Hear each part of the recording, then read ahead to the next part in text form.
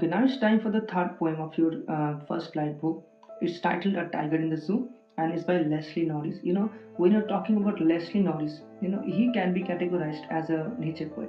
And when we're reading this poem, this aspect of him being a nature poet is going to come into play. Okay, and this poem has a decent introduction to the poem, and we are going to read that out first.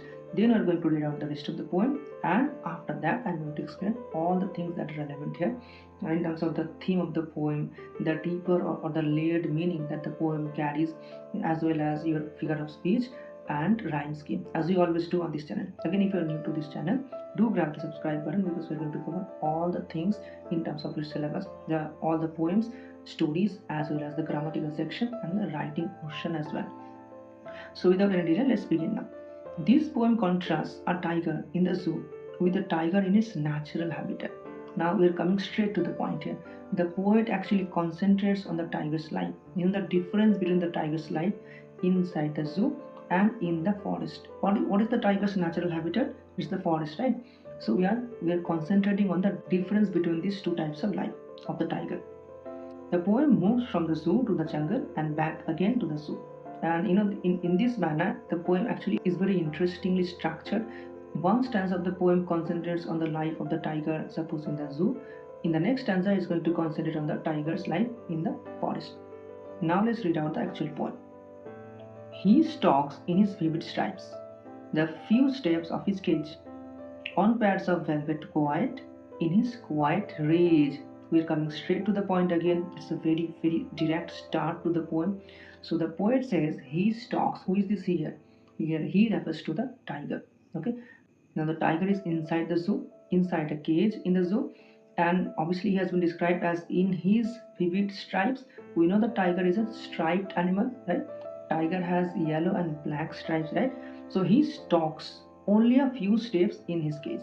He cannot move freely like he used to do in the past in the forest, right? So he can only stalk means here casually walking, walking stealthily, walking without any noise. Stalking can mean different things in different situations. Stalking can sometimes mean following somebody stealthily, following somebody being hidden.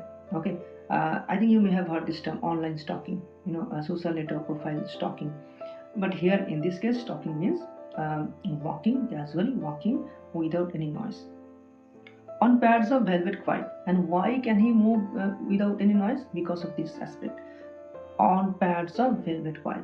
It is believed, it is not believed actually, it's a fact that the animals in the cat family, the big cat family, the tigers and your lions and cheetahs and leopards, they have this soft padding on their paws, so that when they move they don't really make much noise. Okay, they don't make much sound, and that helps them, they can maintain an element of surprise for their prey.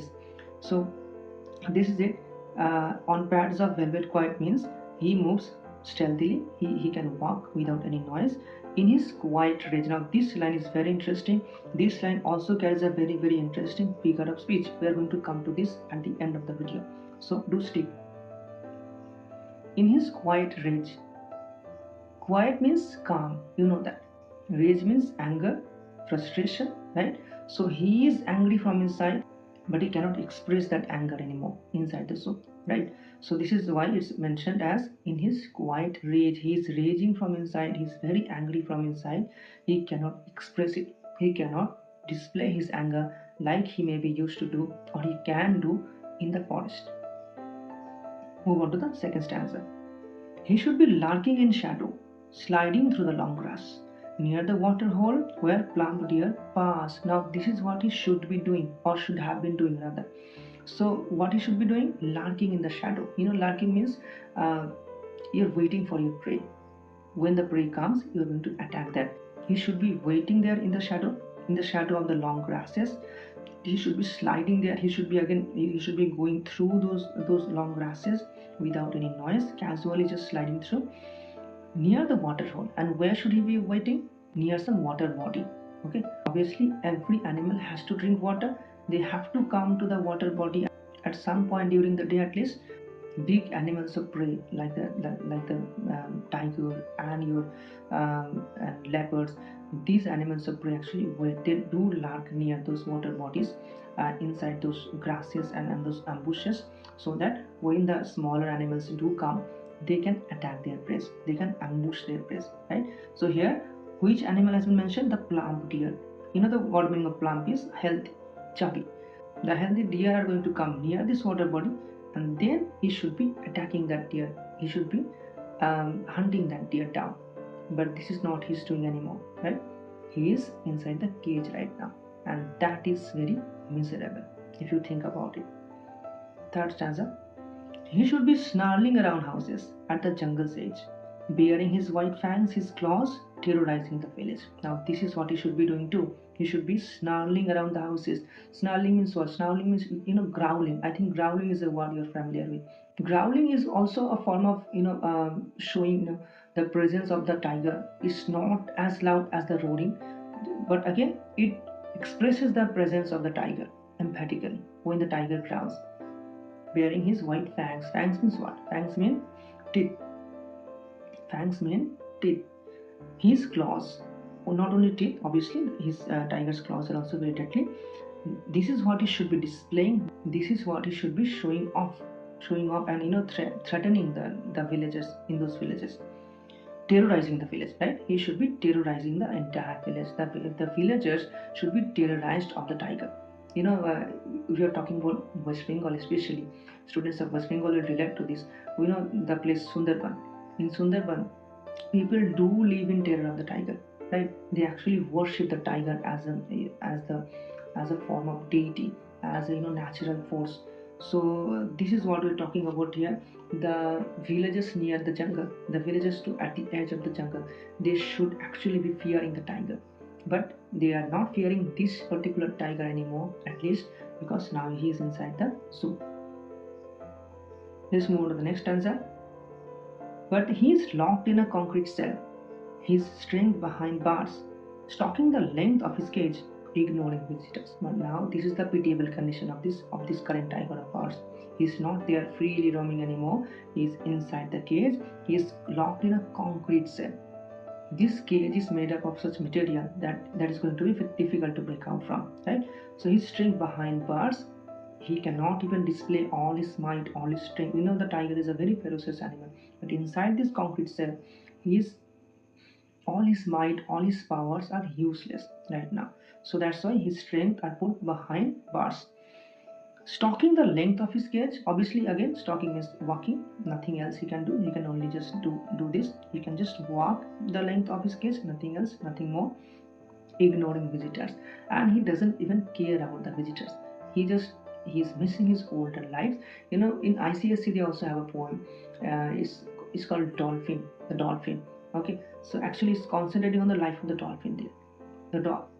The theme is very similar. Like here, the tiger is missing his old habitat of the forest. There, in that poem, in the ICSE syllabus, the dolphin used to mean the ocean, the open ocean. So it's very similar. The dolphin presently is kept in an aquarium for the humans' purpose, humans' entertainment. Similarly, here the tiger is also kept in a zoo for humans' purpose, for our selfish greed, for our selfish needs. Last answer. He hears the last voice at night, the patrolling cars, and stares with his brilliant eyes at the brilliant stars. This is one of the painful stanzas in the entire poem. Here we are going to relate to this animal. He has to tolerate the entire day, right from the morning till night, till late at night. He has to even tolerate the last voices. Okay, the patrolling cars, even the sound of the patrolling cars. What are the patrolling cars?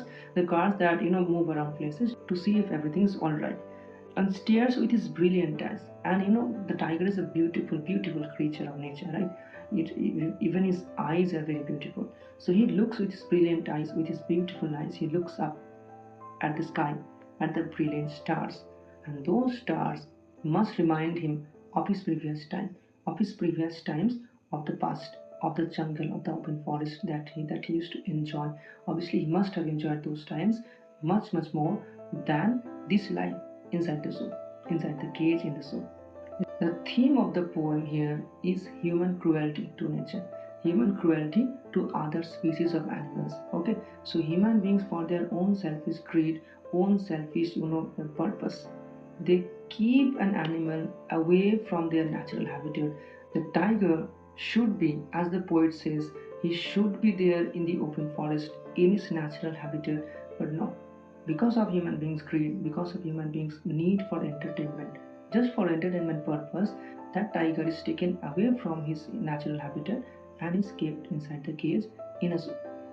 The poem focuses on human brutality, human, cruelty towards nature and the animals as well, and the animal kingdom. Okay, because for their own benefit, for their own entertainment purpose, just for entertainment's sake, man, human beings, they can take a perfectly healthy animal from their natural habitat and keep it inside wherever they feel that are convenient for them. That is the main theme of this poem here. And you will see the poem is in the chapter Nelson Mandela, A Long Walk to Freedom, because both of these follow the same common theme, that is subjugation or domination by an outside force.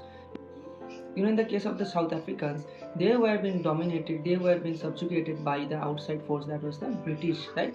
And in the case of the tiger, it's the human beings.